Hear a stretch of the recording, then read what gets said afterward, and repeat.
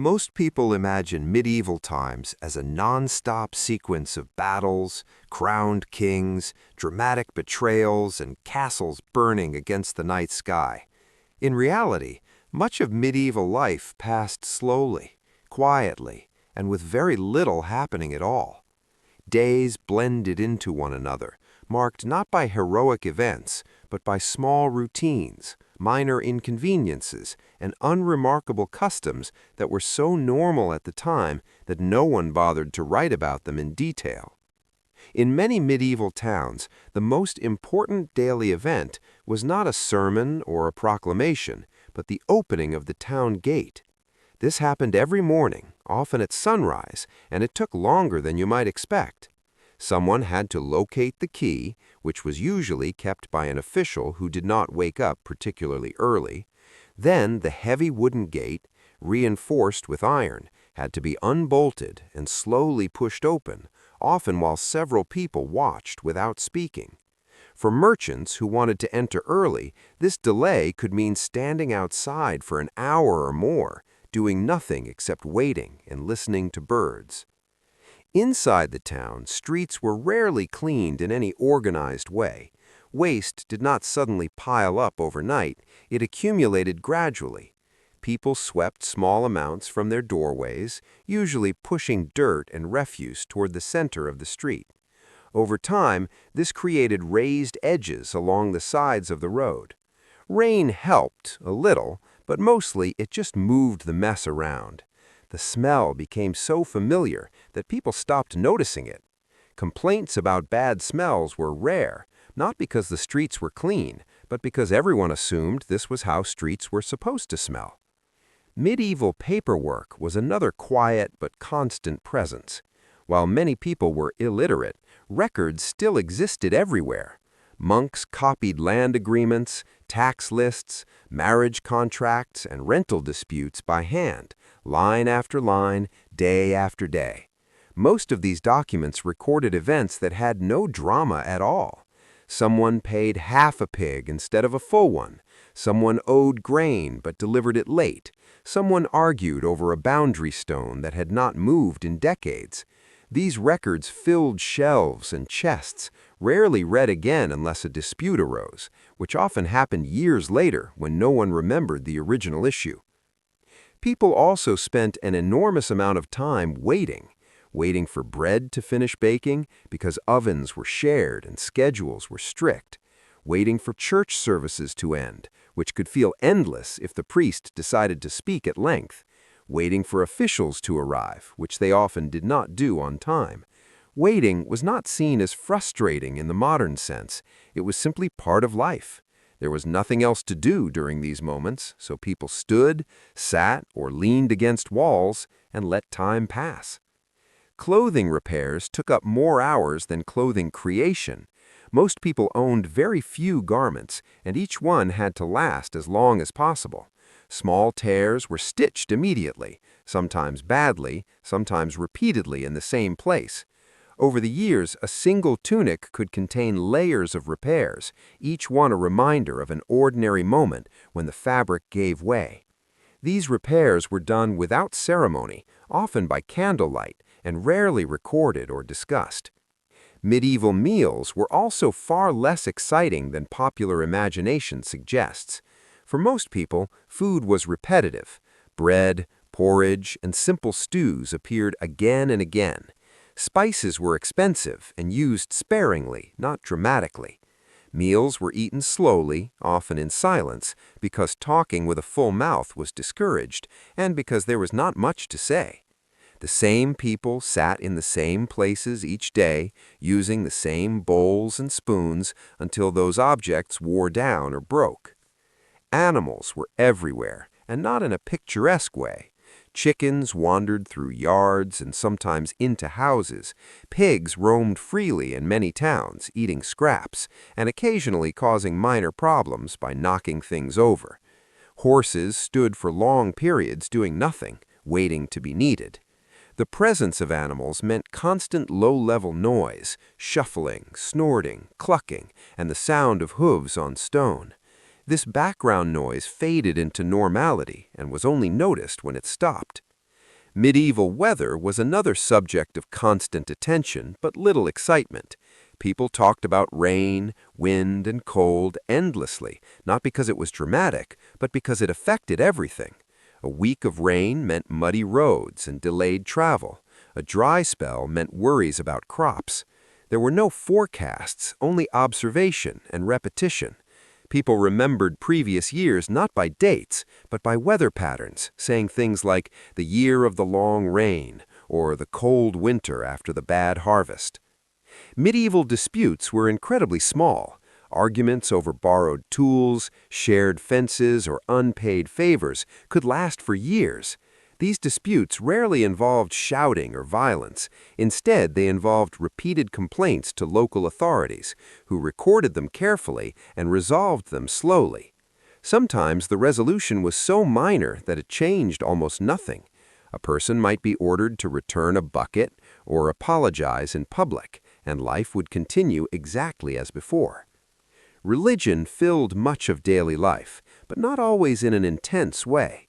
Prayers were routine, repeated from memory, sometimes rushed. Church attendance was expected, but many people treated it as another obligation rather than a spiritual event. Sermons varied in quality, and some were remembered only for how long they lasted. Religious festivals were breaks from routine, but even these involved long periods of preparation and cleanup that few people enjoyed. Travel in medieval times was slow and uneventful for most journeys. Long trips were rare, but short trips were common and dull. Walking a few miles to a neighboring village could take hours and involved little more than watching the road ahead. Inns were basic and uncomfortable, and travelers often slept poorly. Nothing dramatic happened on most journeys, and people arrived tired, dirty, and relieved rather than inspired. Illness was a constant background concern, but not always dramatic. Many people lived with minor ailments for years: joint pain, skin conditions, lingering coughs. These were accepted as normal parts of aging or work. Treatments were simple and often ineffective, but they were applied anyway, more for comfort than cure. Serious illness could strike suddenly, but most days passed without medical drama. Children in medieval times spent much of their early lives observing rather than playing. Toys existed, but they were simple and scarce. Children learned by watching adults work, repeating small tasks, and being corrected gently or firmly. Much of childhood involved waiting to be old enough to help properly. There were long periods of boredom, punctuated by brief moments of activity. Time itself moved differently. Without clocks in most places, people measured days by light and sound. Bells marked important moments, but between them hours passed without clear division. This made life feel slower, but also less pressured. Tasks were completed when they were completed. If something took all day, that was acceptable. At night, darkness brought quiet rather than fear for most people. Candles were used sparingly, and once they were extinguished, activities stopped. People went to bed early, not because they were tired, but because there was nothing else to do. Sleep came in segments, often interrupted, and waking in the middle of the night was normal. During these moments, people prayed, fought quietly, or simply lay still until sleep returned. Most medieval lives left no trace in history books. They were not marked by great deeds or disasters, but by repetition. Days followed days, seasons followed seasons, and life continued at a steady, uneventful pace. These were the moments nobody talked about, not because they were unimportant, but because they were too ordinary to mention. And yet, it was these quiet, boring moments that made up the vast majority of medieval history, experienced by millions of people whose lives passed without headlines, without drama, and without anyone noticing at all.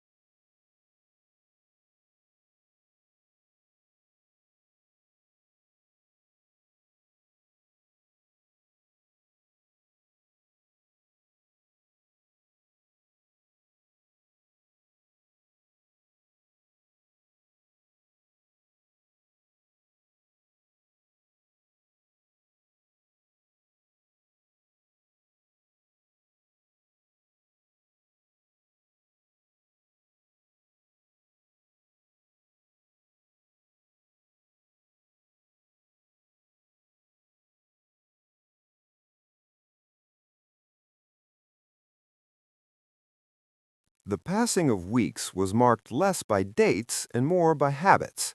Certain tasks happened on certain days because they always had. Washing was done when the weather allowed it. Repairs were attempted when there was enough light and patience. Nothing followed a strict schedule, yet everything somehow repeated itself in the same order. People rarely questioned why things were done this way. It was simply how time was organized. Money existed, but it moved slowly and not always reliably.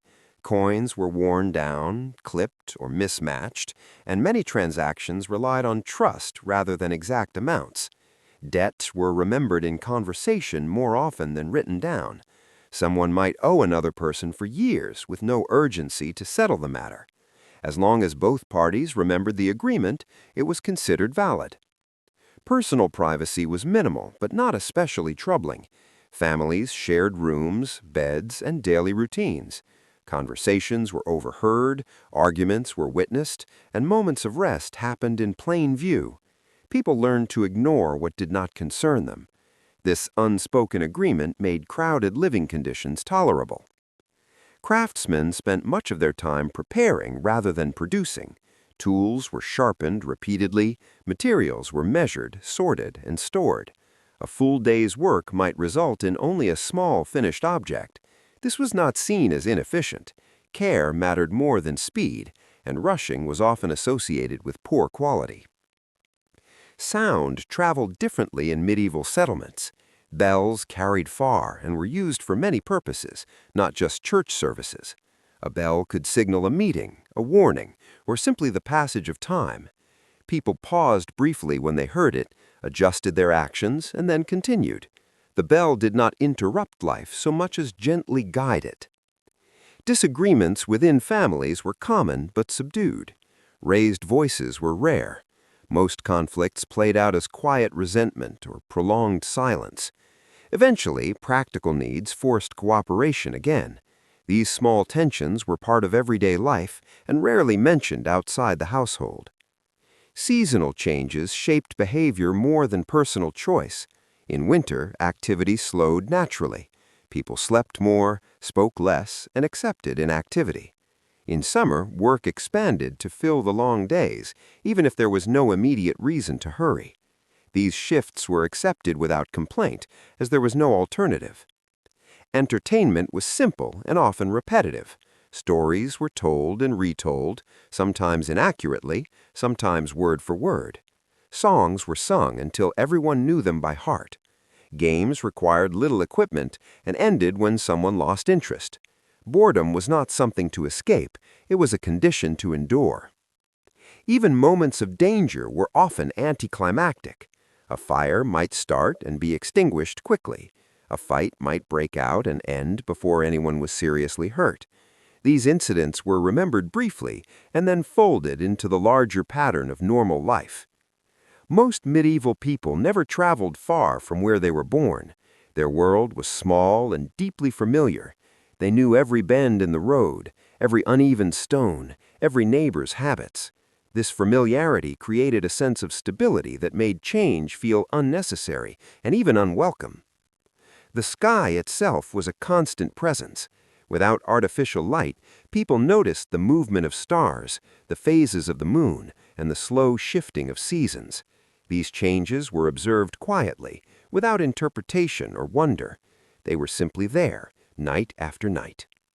In villages and towns alike, days often ended exactly as they had begun, with nothing unresolved and nothing especially accomplished. People reflected less on what they had done and more on what still needed doing tomorrow, which was usually the same list as yesterday. This repetition created a sense of continuity that made individual days forgettable, but life itself predictable. Storage was a constant concern. Food, tools, clothing, and fuel all needed to be kept somewhere safe, dry, and accessible. Much time was spent rearranging items that were already stored reasonably well. Barrels were checked, sacks retied, and shelves adjusted slightly. These tasks rarely changed outcomes, but they filled hours and provided reassurance. Medieval communication relied heavily on face-to-face exchanges, which meant messages were repeated often. A single piece of information might be told to several people separately, each time with the same calm tone and minimal detail.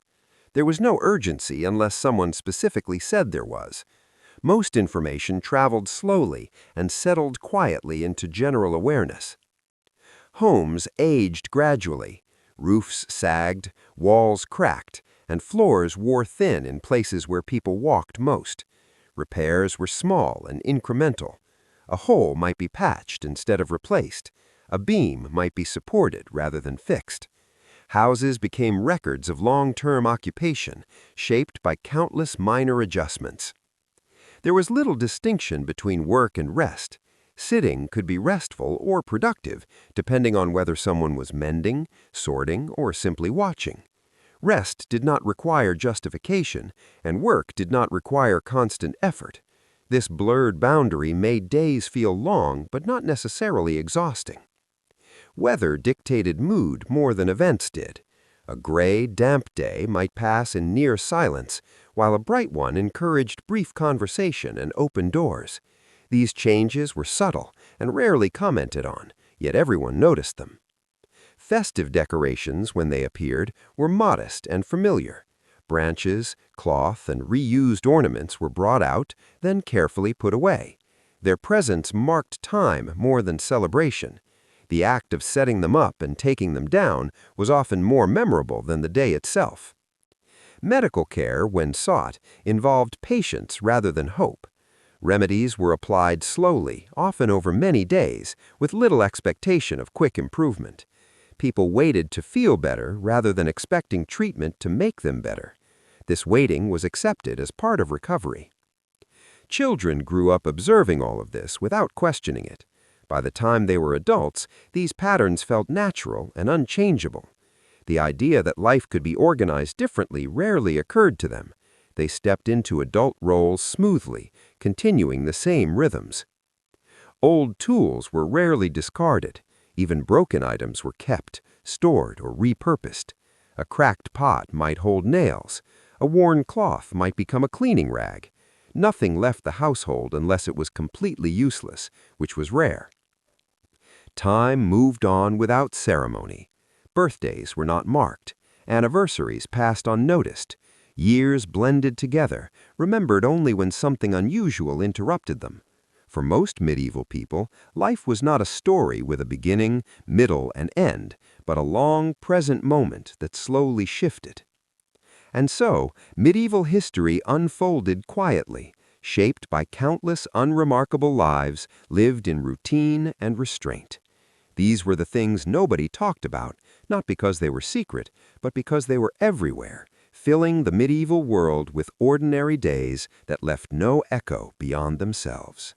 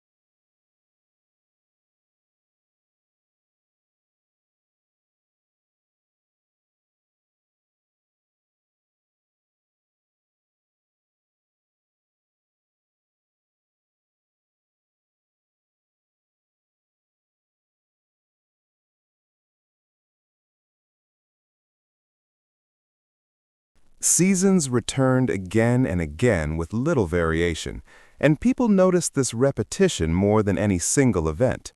The first cold morning of the year felt familiar rather than surprising. The first warm afternoon carried the same quiet relief it always had. These moments were acknowledged silently, with small adjustments to clothing and routine, not with conversation. Water was collected daily, often from the same source along the same path. This task rarely changed and required no planning. Buckets were filled, carried, and emptied with practiced movements. Over time, the act became almost unconscious, done while thinking about nothing in particular. There was no clear separation between personal and communal space. Yards, paths, and fields overlapped in use. People stepped around each other's belongings without comment. A certain tolerance developed, born of necessity rather than kindness. When things went missing, they were usually found again. Items were misplaced rather than stolen.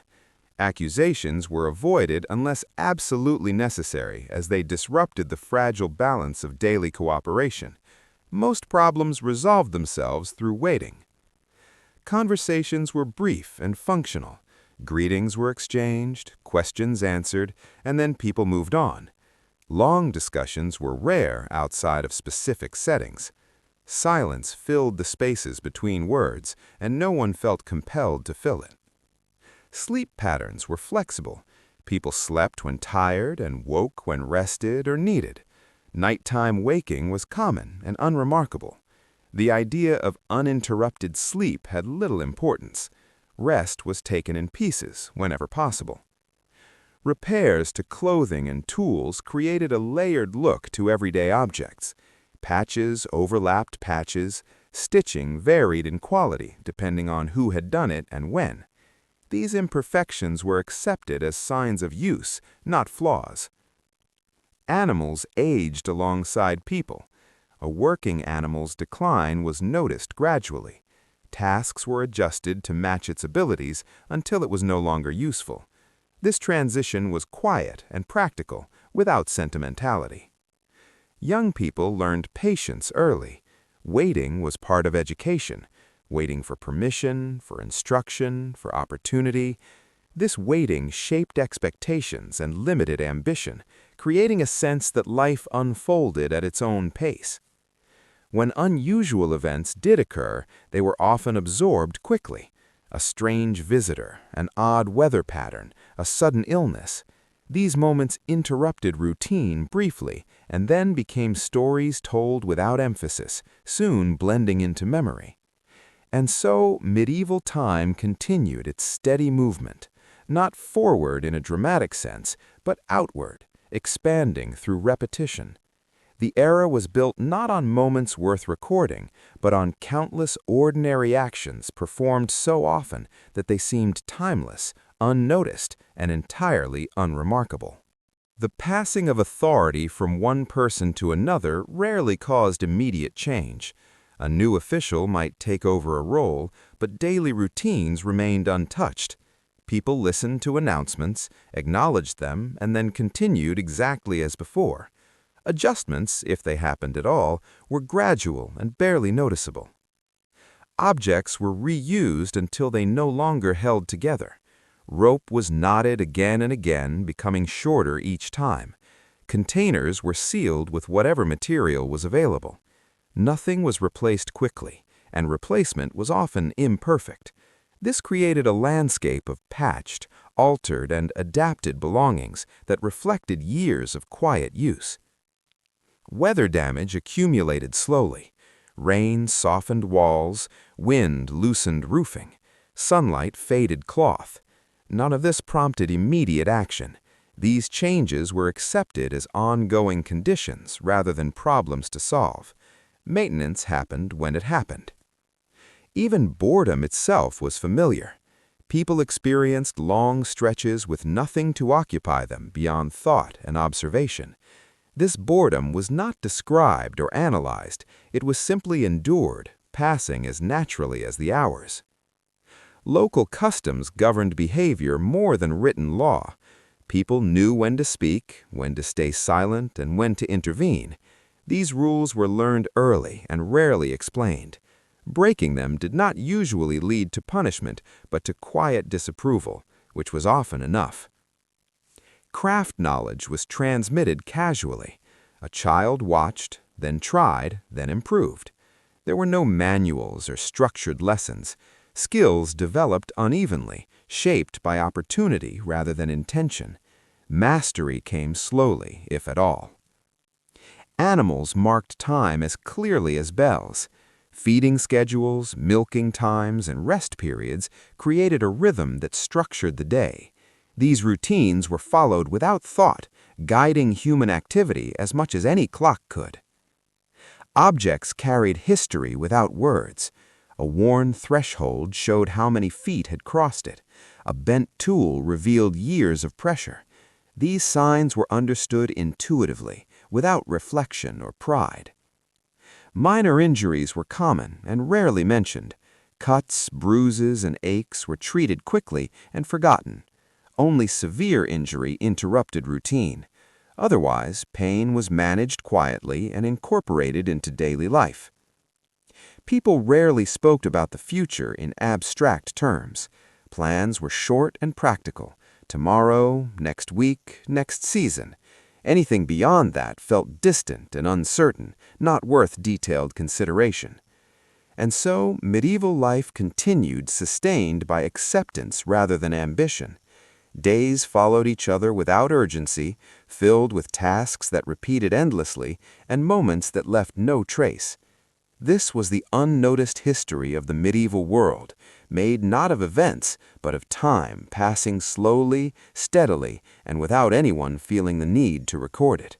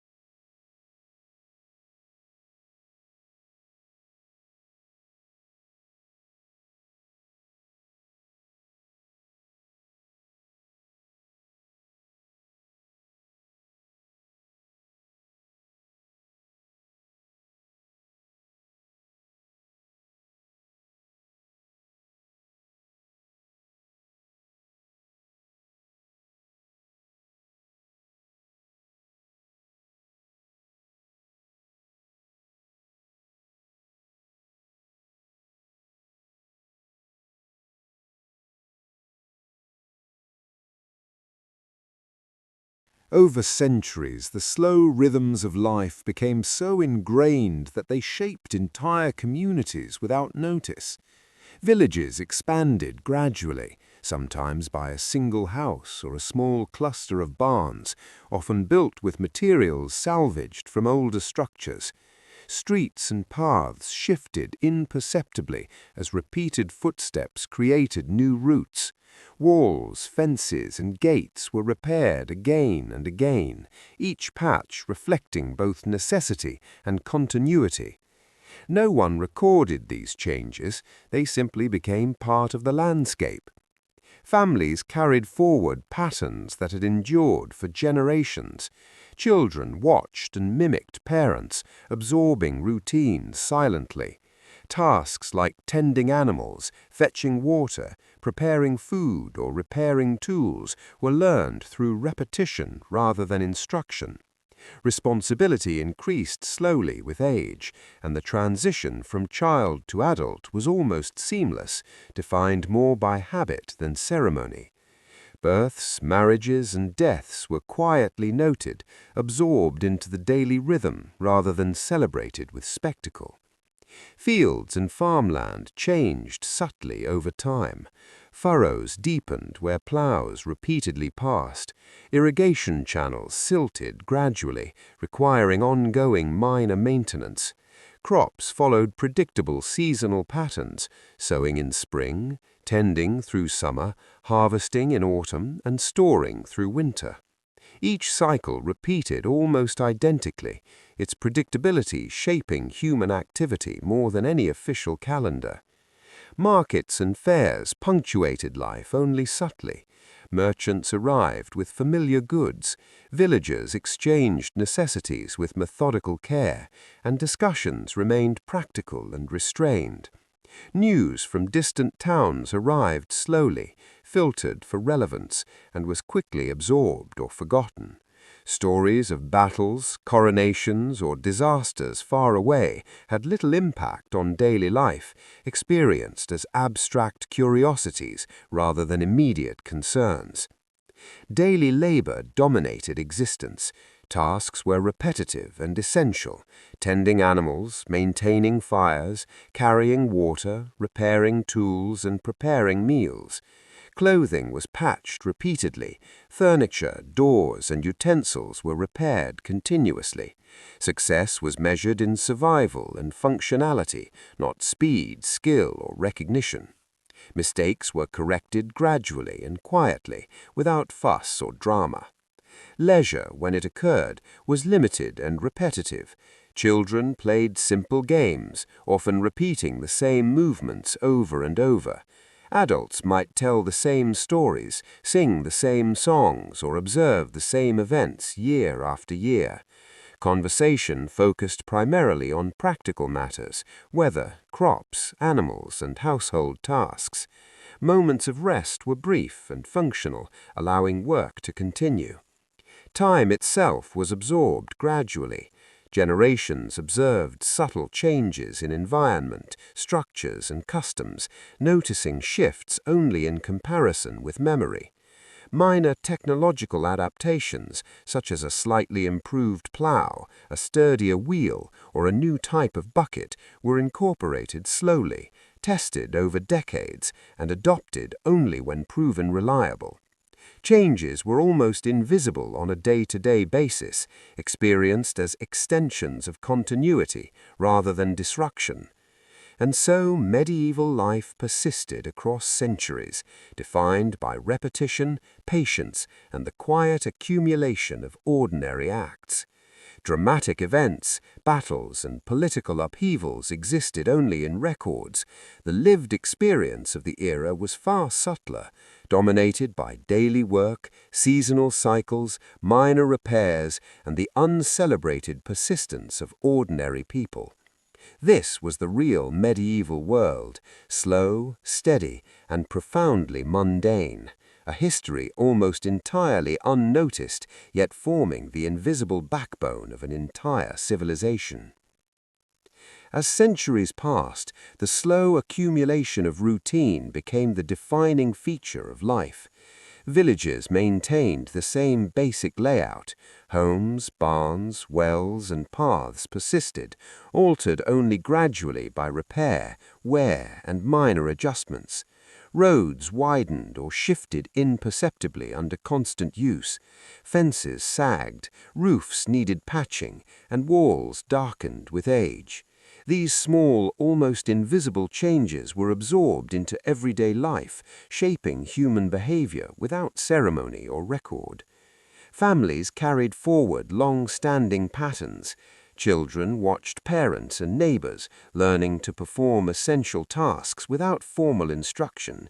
They tended animals, fetched water, prepared meals, repaired clothing, and maintained tools. Over time, responsibilities expanded incrementally. Births and deaths were quietly noted, woven into the ongoing rhythm of survival rather than celebrated with spectacle. The landscape itself reflected centuries of repetition. Fields were plowed along the same lines, worn furrows deepening slowly over decades. Irrigation channels filled with silt and were cleared repeatedly. Harvests followed predictable seasonal cycles, sowing in spring, tending in summer, gathering in autumn, and storing through winter. Each cycle repeated almost identically, its predictability shaping human activity more than any official calendar. Markets and fairs punctuated life only subtly. Merchants arrived with familiar goods, villagers exchanged necessities with methodical care, and discussions remained practical and restrained. News from distant towns arrived slowly, filtered for relevance, and was quickly absorbed or forgotten.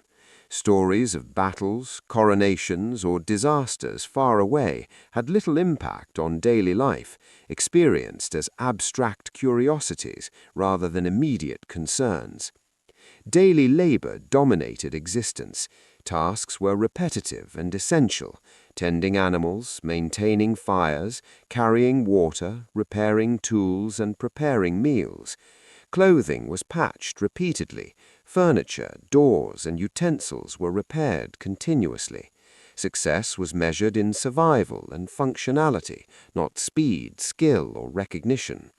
Mistakes were corrected gradually and quietly, without fuss or drama.